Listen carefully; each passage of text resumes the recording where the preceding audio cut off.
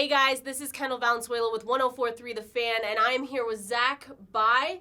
You know we had to do it. Bye at the bye. We couldn't pass up the opportunity. It's kind of like an obligation. It's been part of my life. Yeah. Like if your last name's Bye, you're connected to NSYNC and the bye week, and that's pretty standard. So naturally, here we are for you guys. Bye at the bye. You are evaluating the Broncos at the unofficial halfway point here for this team. So my first question to you is, before the season started, James Marilat wrote an article for you guys, and you took the Broncos at 8-8 going into the season. How do you assess your record choice now? Well, you know, I actually feel pretty good about my prediction considering the way that some of these Broncos games have ended. Even if, they were walked off 3 different times, even if that didn't happen for one of them, you're right there at 4-5, and you're on pace to finish 8-8. But the bottom line is they didn't. But I still feel good about my prediction. I do think they're going to figure out a way to win some games here down the stretch. But I think the 8-win total is just a little bit too lofty for this stage in the game where the Broncos are 3-6. I was thinking about this the other day. What do you think led a lot of us at the station to a winning record coming into this season?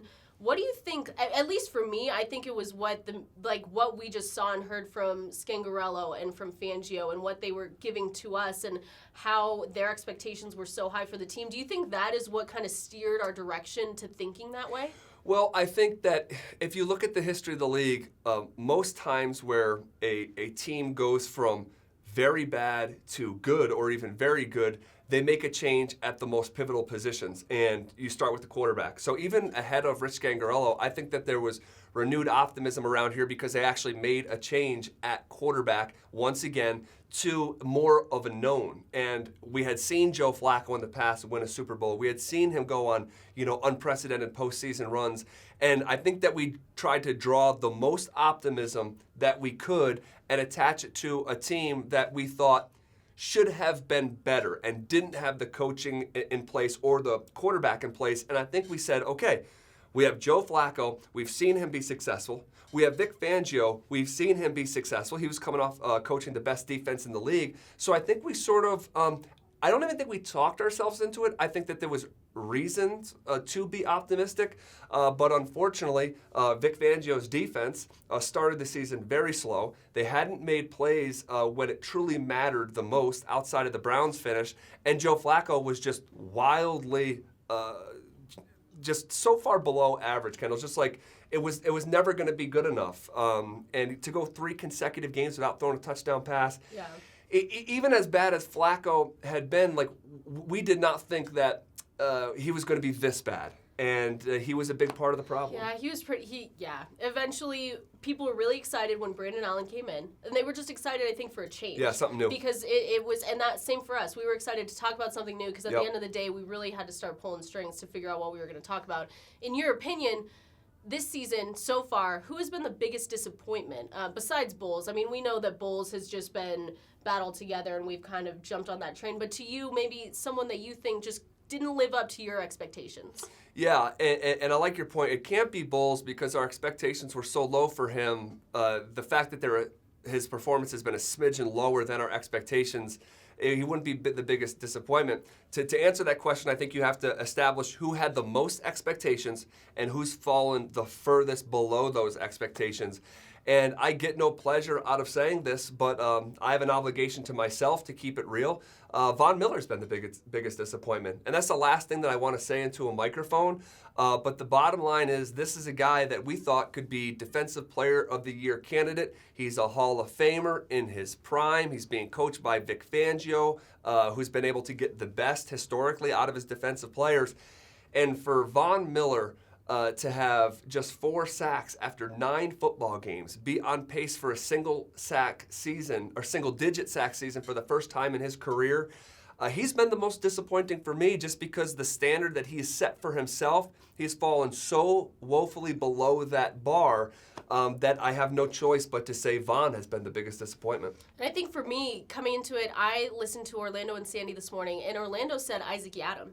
And I sat there and I said, okay, I don't really understand it. But then I went back and it made sense to me because he said, during training camp, he was the standout guy. Yep. He was close to the training camp darling that he got. And then we got into the Oakland game and we haven't heard anything since. Yeah, I think he and Deshaun Hamilton are both in that category. One young player on offense, one young player on defense who had good camps that we were optimistic about them. They're both a part of that same draft class that we were really high on, that we said, man, look at this class. This is a complete class. And unfortunately, in both those guys' regards, they've taken a big step back.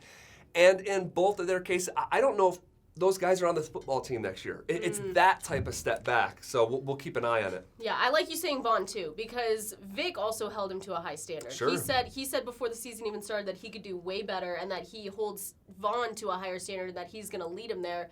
And it was just so disappointing to see where he came out of. So. And one more quick thought on that. This is the standard that Vaughn holds himself to as well. Yeah. I think he would tell you that this season has been far from perfect and disappointing. I think he would tell us that. Yeah. Well, to switch gears, your MVP so far this season, someone who has stood out that maybe if you want to say you didn't hold to a high standard before, now you do, or that you just knew coming in that he was going to be good and he stayed consistent, who would be your guy? Well, I had very high expectations for Courtland Sutton after he came into the league as a rookie with Case Keenum at his quarterback, go for over 700 yards. I was high. I thought he was going to be a 1,000-yard guy. I didn't know he was going to be a 1,200, 1,300-yard guy. This is a player that is no longer flashing. Like when we talk about a player flashing, that means the light comes and it goes. That's not Courtland Sutton anymore. He just shines every single Sunday. And he's putting up top 10 wide receiver numbers while being a part of the 27th best passing offense in the league. Doesn't matter if Joe Flacco's his quarterback or Brandon Allen is his quarterback. The guy just looks like a walking, talking Pro Bowler. I think that's where he'll be at the season's end. I think he's going for over 1,200 yards, and he's put himself in like a category that could be special. Like, do we have a special player in Courtland Sutton? In a lot of ways, he reminds me of a young Demaryius Thomas, a young Brandon Marshall, big-bodied, a good set of hands, and he's just, man, again, he has blown my mind on a handful of Sundays. And this past week against Cleveland, the #1 play on SportsCenter, just mossing Denzel Ward for the touchdown. That cat has just been so impressive. And I loved your tweet in that game, too, where you just said, you just need to throw the ball to him. He's going to try and get there no matter what. And that's what he was lacking with Joe Flacco, is that he never got the opportunity. Right. He never threw those deep balls into the end zone to say, hey, let's give him a 50-50 chance. Because I think what you said on your show is that give him a 50-50 chance, he's almost always going to make that play. Yeah, and look, it doesn't always have to be the quarterback putting you in the best position. Sometimes it's, hey, I don't know how this is going to end, but I trust you. Like, Courtland Sutton is the 50-50 ball guy, and we hadn't seen him go out for 50-50 balls because they weren't there for him. So it was pleasant to see in Allen's first start. Biggest reason for concern for the rest of the season? That the team unravels down the backstretch in the middle of a losing season. I mean, let's face it, the Broncos have lost twice as many games as they won. This is a locker room that in the past has shown signs of unraveling and discord. The last couple of years that has happened, and you can look at it from player to player or player to coach. And the one thing that I don't want to happen is that, look, the Broncos aren't going to playoffs this year. This is very much about the future. Vic Fangio isn't going anywhere. Rich Gangarello is probably not going anywhere. This staff is in place, and I hope that despite the Broncos season not working out the way that we all had hoped, them still believing in the long-term plan and not bailing on Vic Fangio and bailing on this organizational plan, because that can happen with losses stacking up. It only breeds discord. I hope that the group can stay together and continue to pull from the same end of the rope all the way through Week 17. You want to play a game? Sure, let's do it. Rapid fire? Rapid fire question? Let's do it. So first thing that comes to your mind. You ready? Okay. All right. One word to describe this team. Complicated. Sorry. Go ahead. No, go ahead. No, I want to hear your explanation. They're complicated because their 3-6 record says that they're a bad football team. But you look at the substance of the actual football games. They were a really good football team for 90% of the Bears game, 90% of the Colts game, 90% of what other team am I forgetting? Whatever. But the last 1% of the game didn't work out. The Bears, that's the other one. The last 1% of the game didn't work out. So your record says you stink, but at the same time, you've played good football during long stretches, and that's why I think that they're a complicated team to diagnose. All right. Who will be the starting quarterback for the Broncos in 2020? I'll say Drew Lock because he's a drafted player. John Elway's anointed him the future, and he's currently on the roster. I think it's so fun to listen to the fan right now, not to get off topic, but every single one of you has a different opinion of who is going to be. A lot of you guys, he's not even on the roster right now. Right. So it's such a fun, it's a weird and fun and unusual situation to be in because you have Joe Flacco, Brandon Allen, Drew Lock, Rippin, and then all these other guys like Teddy Bridgewater's names being thrown out there, and all these other guys that could potentially be on this team. And that's not even including a drafted player. Yeah. You know, you're going to have a great draft pick. Maybe it speaks to just the state of the franchise right now, that you can ask 5 different Bronco fans who the quarterback is going to be next year and literally get 5 different answers. When will the Broncos be back in the Super Bowl? Let me answer that question like this. And I know this is going to be an off-the-beaten-path answer. The Broncos will be back in the Super Bowl when they have an established owner. I believe ownership matters. I'm not one of these guys who believes, it's only about what's on the football field. There's a reason that the Broncos didn't have back-to-back losing seasons since the 1970s until just the last 2 years.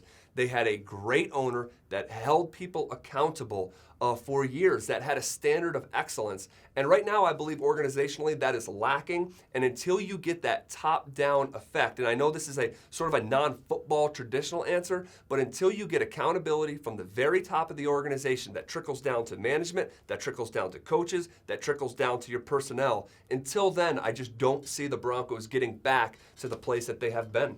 I agree. In next year's draft, the Broncos will focus on what position?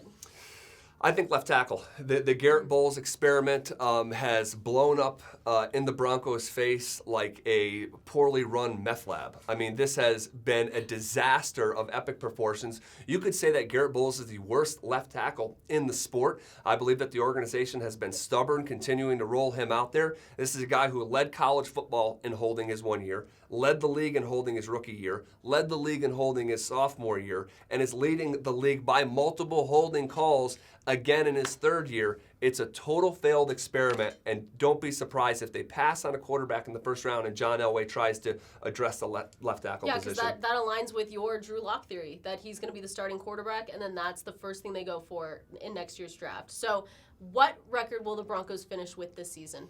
I believe 6-10. I think they'll find a way to win 3 more football games. You end with 2 home games against the Raiders and the Lions. Those are very winnable games. Their strength of schedule is no joke, and I just can't see them winning more than 3 games when you got to go to Minnesota. You got to go to Buffalo. You have to play the Chargers again, who will have redemption on their mind. So I can't see them finishing better than 6-10, which is crazy because all the changes that were made this offseason coming off of a 6-10 record, you would say, okay, I don't know what the Broncos are going to finish, but I know that they're not going to be a 6-10 football team, and that's exactly where I think they're headed. Well, there we go. Thank you so much, Zach. Bye at the bye. Had to do it. Thank you guys so much for watching. Make sure to go to 1043thefan.com to check out all our latest and new content.